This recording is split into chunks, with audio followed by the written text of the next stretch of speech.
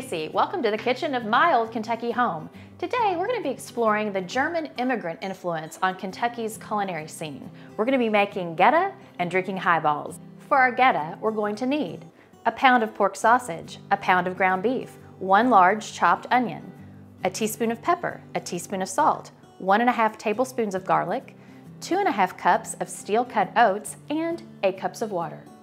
I'm going to tell you a little more about Goetta and its heritage when it cooks, but for starters, we're basically going to make an oatmeal. So I've got the 2½ cups of the steel-cut or pinhead oats, not instant, because this is going to cook for a while.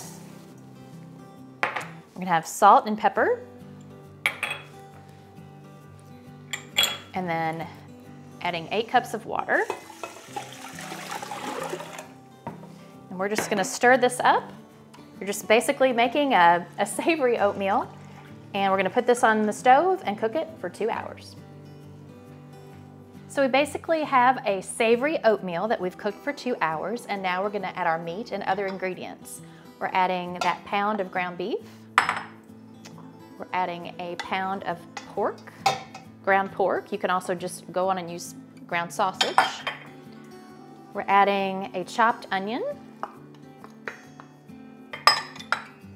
And then we're adding a 1.5 tablespoons of garlic. If you like it a little more or less, you can adjust that to taste.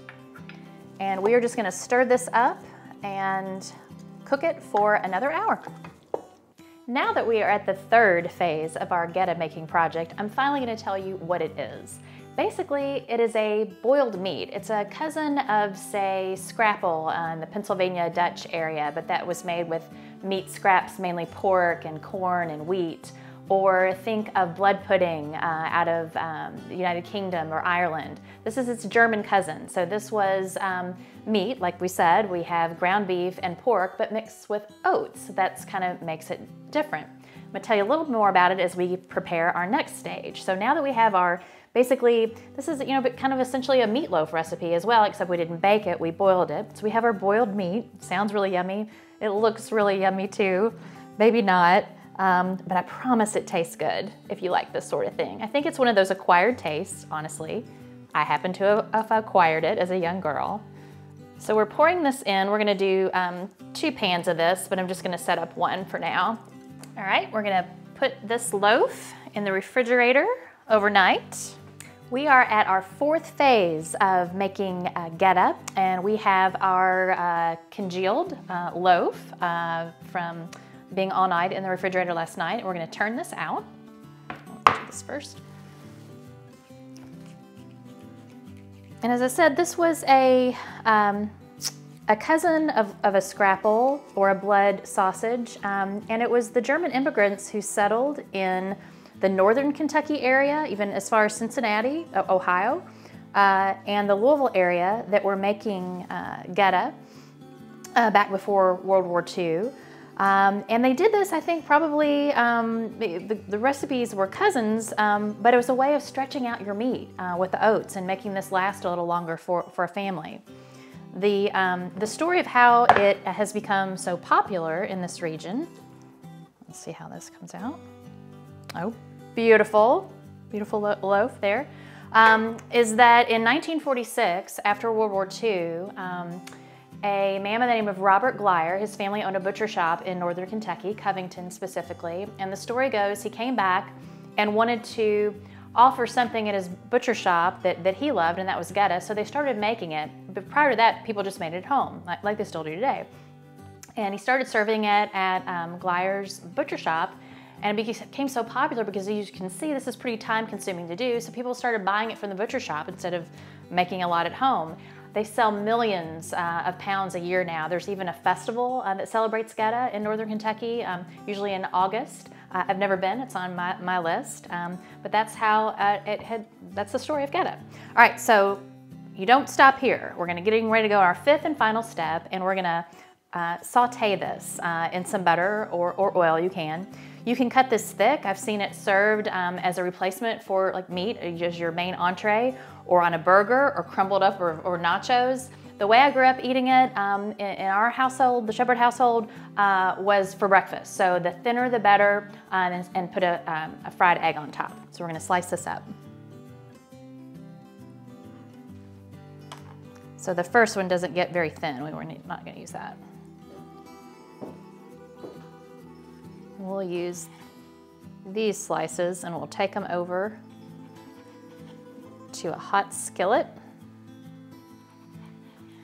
All right, while I pan fry these, Jessica is going to whip us up a highball.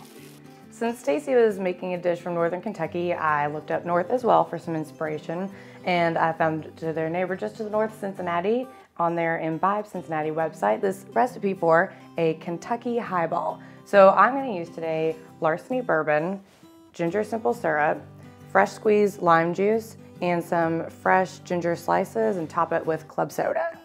So I'm going to take 2 slices of ginger that I just now freshly sliced off, so it's nice and moist still. And then I've got 3/4 of an ounce of fresh squeezed lime juice. Okay.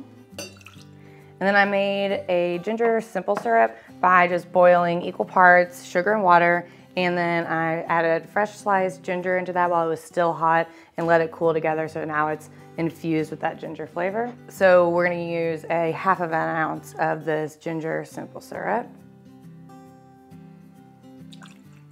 And then I'm going to go ahead and muddle these ingredients to get a little bit more of that ginger flavor from the slices in here.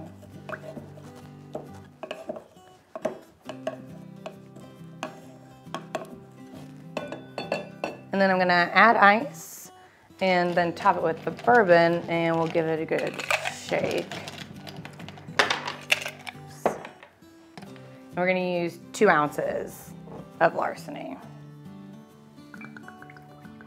I was talking to some of my friends from the Cincinnati, Northern Kentucky area about what to pair with Goetta, and most of the suggestions were basically just something kind of bright and citrusy, since it's a little bit of a heavier and then fried dish. All right, so we're gonna give this a good shake.